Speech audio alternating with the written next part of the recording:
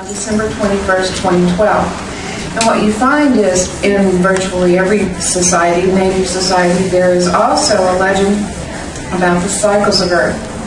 And they say that the Earth is in the fifth great cycle and it's about to end.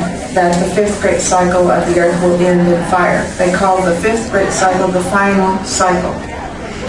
I believe that the skulls are coming back into our awareness now as we approach December 21st, 2012 to escalate our spiritual growth.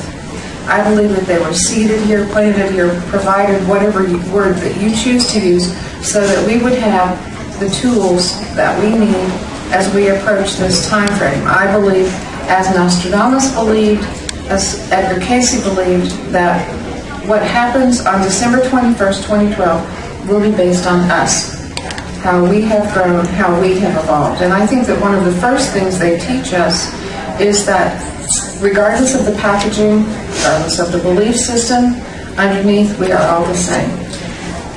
One of the ways that I know that Ash is very old is that, as far as I know, they have never dug up the remains of a formerly living being that looks like him. He looks different. If they have dug those up, they're keeping it pretty quiet. I love to talk about Ash. I could go on and on about him.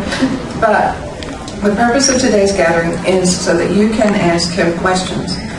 And I will answer for him. I will process the information for you and provide it to you. So you'll see a little lag time sometimes between the question that you ask and me receiving the information sometimes.